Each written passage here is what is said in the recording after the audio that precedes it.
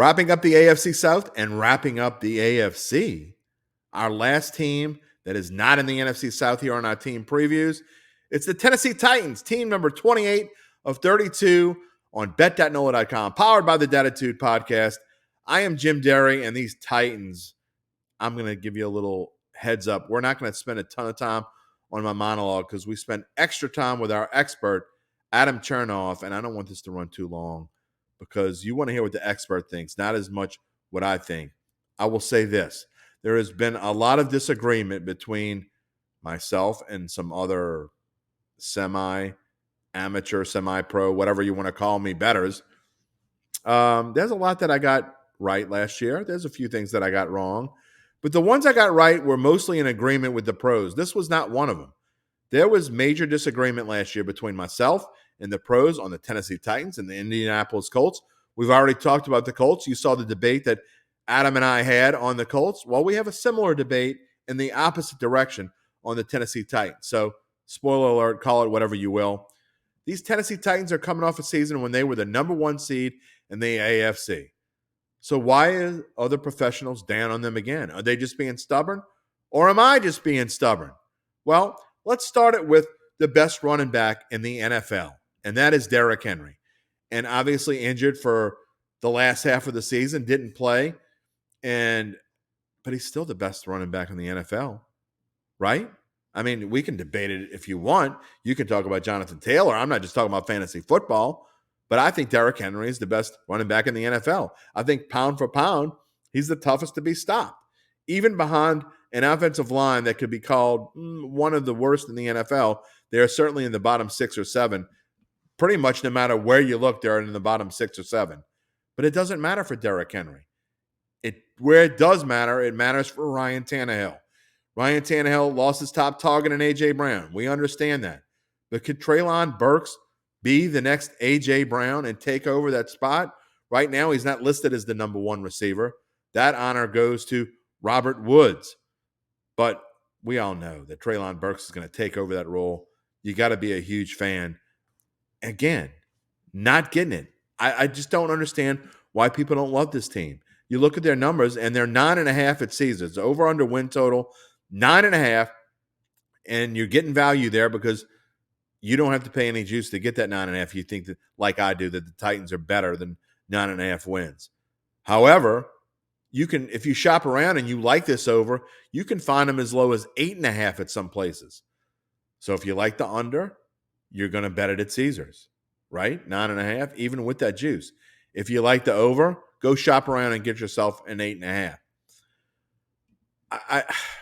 A lot of this comes to me when you talk about the Titans and whether they're going to be able to be as good as they were before.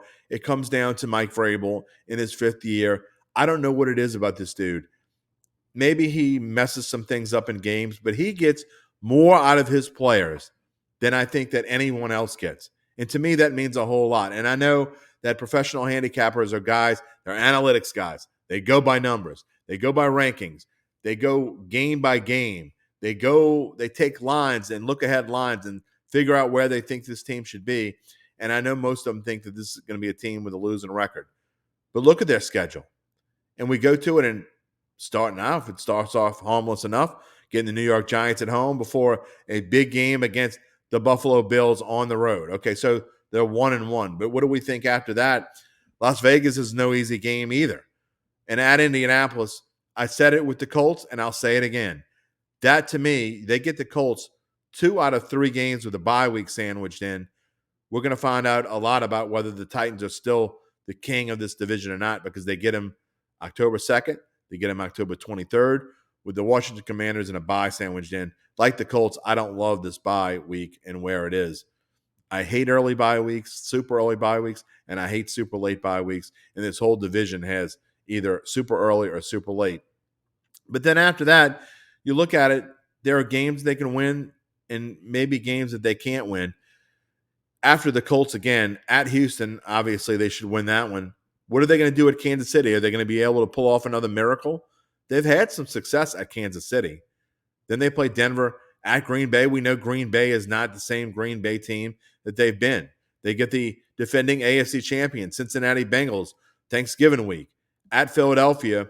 And if you look at the way this schedule ends, if they can find a way to get to 8 or 9 wins by week 13, Jacksonville twice, Houston in there, at the Chargers is tough. I'm not as high on the Chargers as most people are. And then Dallas on a Thursday game. That's going to be an interesting one for sure. So, look, I think this Titans team is better than 9.5 wins. I'm not sure why everyone's jumping all over the Colts bandwagon. I know I'm in the vast minority. I like the Titans to win the division. I like the Titans to go over, and I am going to play both of those things. I'm not going to play the conference or Super Bowl odds, but I'm going to play the other ones, and I can't wait to hear the biggest disagreement of the week, maybe the biggest disagreement of the year, except for the Colts, which is all sandwiched into the same thing. Let's hear it. Don Henley once said that this is the last worthless evening you'll ever spend. Well, maybe this is the last worthless NFL team preview that local New Orleanians will have, because it's the last one we do that is not about the NFC South. It is the Tennessee Titans. I got to think it's going to be fun here. Our preview with our expert, Adam Chernoff from Covers.com. And I am expecting full-blown disagreement. I'm letting it know ahead of time. The Titans, their over-under on win total is 9.5. Every professional bettor I know hates the Titans. They all love the Colts. It's like Mardi Gras in Vegas, and I think we're going to have that here again. And I'm going to you can see where I'm going with this. I've already said it in my monologue. I like the Titans. It might be the only thing that last year where I was right and the professionals were wrong. So we're going to go 2 for 2. And it's not just because I'm stubborn, Adam Chernoff. It is because I don't understand. I get there's no A.J. Brown. I get Ryan Tannehill disappears in the playoffs. I'm not betting on him to win the Super Bowl. I'm betting on him to win this division. I'm betting on them to win more than 9.5 games. I still think overall they're better than the Colts. I know their offensive line isn't that great, and people are down on Derrick Henry, and Treylon Burks could be the next A.J. Brown. I don't know. But I've already said what I think in my monologue, so tell me why I'm wrong, and I'm certain you're going to tell me why I'm wrong. I think you just said it. I don't know if I need to say it. The offensive line is horrible. This went from a offensive line in terms of run blocking success rate that's been top 10 for the last number of seasons. A lot of key projection sites this year have it as a bottom 4 unit. So this has gone from top 10 to 28th in a lot of the projections. It's because they lost so much key talent. And so when we think about how this offense is constructed and what has worked for this offense the last number of seasons, it's Ryan Tannehill working off of play action and Derrick Henry wildly overachieving. Now, don't get me wrong. I'm not saying he's not talented, but like the numbers and production we were getting out of him were like nothing we've ever seen before. Now he goes down with the injury and he kind of is turning into a bit of a different running back, but he's going to look like a very different running back now that this O-line has taken such a massive step back due to key departures. And where this gets really messy is you start to think maybe that run game is not going to be as efficient. Well, let's read off some of these skill players, Jim. Robert Woods off of an injury. Treylon Burks, who has seen the biggest drop in his full season receiving yards prop of any player in the NFL because so many professionals are betting him under. He's wide receiver number 2. Number 3 is Nick Westbrook-Akine. And these are going to be the guys that you're relying on Ryan Tannehill behind a bad offensive line with a defensive-minded head coach to lead this team to success. This is a very different scenario for the Tennessee Titans than we've seen in seasons past.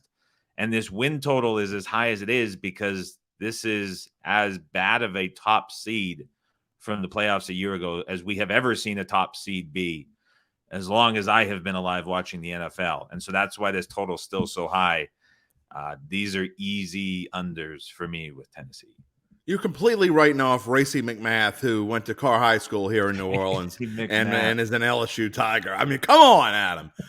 I get where you're going. I'm not as strong on Tennessee as I was last year. I will say that. and I had Super Bowl bets on them last year. I won't have Super Bowl bets on them this year. But I think right. that at plus 170, I just don't understand. It's not that I don't understand. I get where you're coming from, and I understand the logic, but it's the same logic basically that was used last year. Derrick Henry and he's coming off of an injury. The same logic that was used on Derrick Henry last year. We hear how terrible Ryan Tannehill is. This offensive line isn't that much worse than it was. I mean, it's bad, but it's not that much worse than it was last year. I heard the same exact things last year at this time and it almost got me to change my mind on something, but I didn't. I stuck to my guns and I won some money with the Titans. Not a ton, I guess, but I mean, you're right. Maybe they are the worst number one seed in the history of football. I mean, they certainly didn't belong as number one, and they went through that miracle stretch of 4 games. Yep. I think about Josh Allen just kind of like falling on his face at the goal line on Monday night. I still don't know what that was. Maybe that changes everything, but luck, whatever it may be, I just still think the Titans are the best team in this division. I'll put it this way. So if we think about prices, yesterday we talked about the Jags, and you can get them at about 6-1 or better to win the division. Tennessee, you're looking at like plus 170, a little less than 2-1. So a big difference in potential payout return and what the expectations would be. I think everything centers around what you think about the Colts within this division. So if you're low on Indianapolis as the favorite within this division, I think it's very hard to justify betting the Titans more so than betting the Jags, because even just hearing our disagreements or agreements the last couple of pods, everything about Jacksonville was like, this could be a lot better than we think it could be. Yeah. And with Tennessee, we're like, well, it's kind of going the other direction and we can point out flaws here.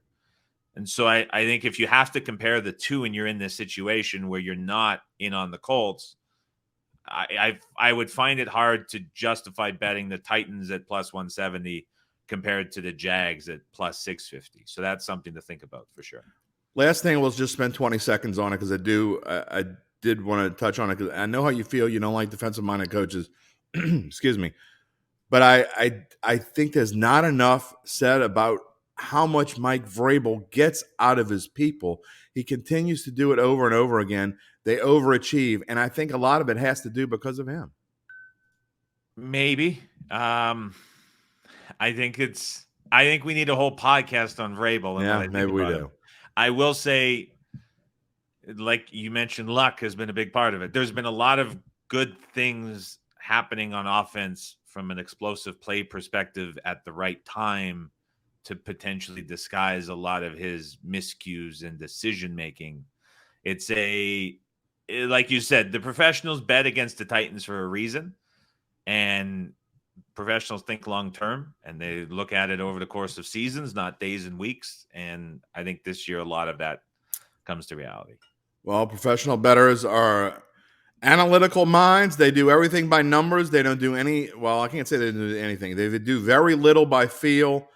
It's all in front of them. It's fact or fiction. There's no black or white. It is what it is. And so I can completely understand, but that's why we have you on. And we thank you for coming through with us. We are finished with the AFC. We'll wrap it up next week with the NFC South, and we will have some fun next week. We might have some agreements next week. I got a feeling. It's going to be a lot of fun, that's for sure. Thank you, Adam. Chat to you Monday.